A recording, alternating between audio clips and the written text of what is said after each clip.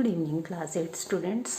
बच्चों, lesson second जो है हमारा सूक्ष्म जीव मित्र एवं शत्रु, इसमें हमने मुख्य सभी बातें पढ़ ली थी और लेसन के दौरान ही मैंने आपको बताया था कि सूक्ष्म जीवों के जो औषधीय उपयोग होते हैं वो बहुत इम्पॉर्टेंट हैं बच्चों।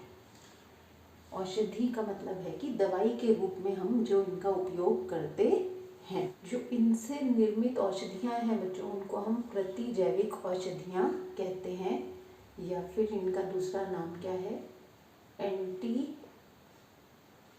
एंटीबायोटिक औषधियाँ। तो ये क्या काम करती हैं ये औषधियाँ? ये सूक्ष्म जीव पैदा करने वाले जो सूक्ष्म जीवों की या तो उनकी वृद्धि को रोक देती हैं या उनको नष्ट कर देती हैं। तो ऐसी औषधियाँ हैं ये जो सूक्ष्म जीवों की को नष्ट कर देती हैं या उनकी वृद्धि को रोक देती हैं, जिससे ये बीमारी पर कारगर असर डालती हैं। अब इनका स्रोत जो है बच्चों, इनका निर्माण भी सूक्ष्म जीवों से होता है। इनका जो स्रोत है वो भी सूक्ष्म जीव है। जैसे कि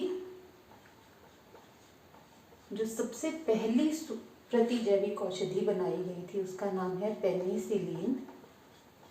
अलेक्जेंडर फ्लेमिंग ने इस औषधि का निर्माण किया था। तो ये कवक से बनाई गई थी। और कुछ अन्य प्रमुख जो प्रतिजैविक दवाइयाँ हैं वो हैं बच्चों स्ट्रेप्टोमाइसिन, टेट्रासाइक्लिन और एरिथ्रोमाइसिन।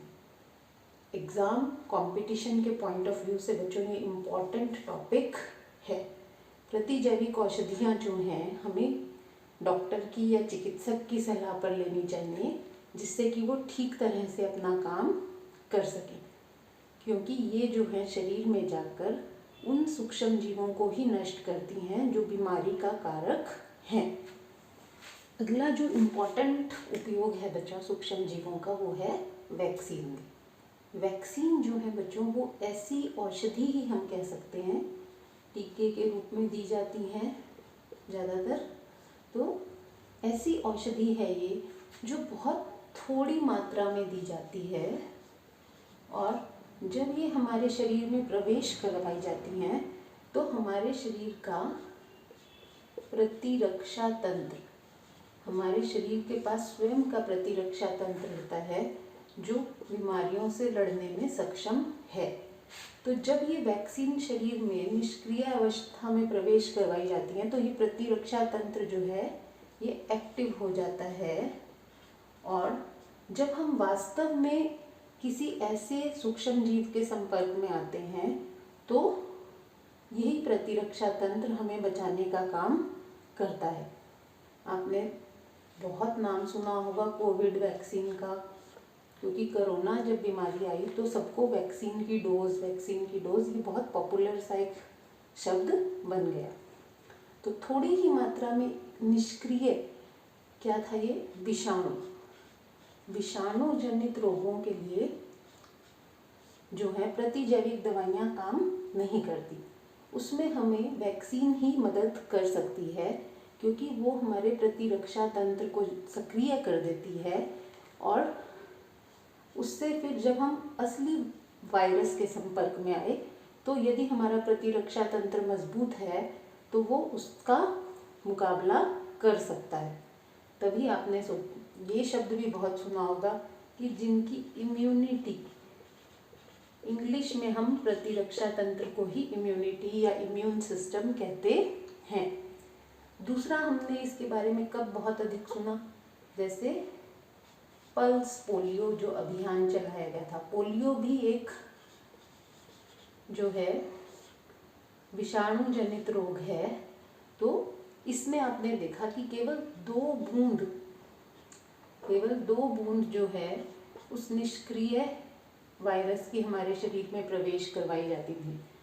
ये बात बहुत फेमस 2 बूंद जिंदगी की ये इसके साथ अटैच कर दिया था कि जिस व्यक्ति ने ये बार 2 बूंद पी, जिस बच्चे को 2 बार पिलाई गई, उसका प्रतिरक्षा तंत्र जो है उस विषाणु से लड़ने में सक्षम हो गया।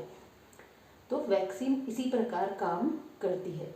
आपको बचपन में बहुत सारी वैक्सीन्स इसीलिए दी जाती हैं ताकि आपका प्रतिरक्षा तंत्र जो है वो मजबूत हो जाए।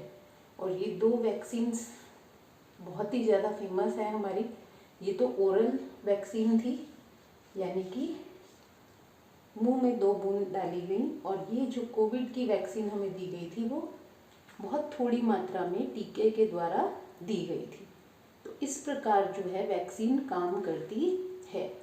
इसका निर्माण भी सूक्ष्म जीवों द्वारा ही होता है, यानी सूक्ष्म जीवों से ही हम लड़ रहे हैं और सूक्ष्म जीवों से ही इसका इलाज किया जाता है। मुख्य रूप से फिर से मैं आपको बता देती हूँ, विषाणु जनित रोगों के लिए हमें वैक्सीन दी जाती है, जिससे कि जिंदगी भर हमारे शरीर में वो प्रतिरक्षी कोशिकाएं जो हैं वो सक्रिय रहती हैं, और जब हम किसी इस तरह के सूक्ष्म जीव के संपर्क में आते हैं तो हमारा शरीर उससे लड़ने में सक्षम होता है। तो ये बहुत इम्पॉर्टेंट टॉपिक्स हैं बच्चों दोनों, इनको आप अच्छे से करें। वैसे तो पूरा चैप्टर ही इम्पॉर्टेंट है।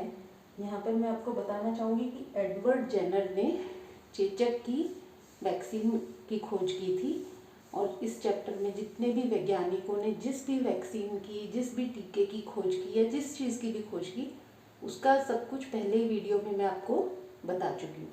तो ये बहुत इम्पॉर्टेंट चैप्टर है किसी भी कंपटीशन NMMS के लिए, इस तरह की कोई परीक्षा के लिए, तो आप इनको अच्छे से रिवाइज करें। Thank you.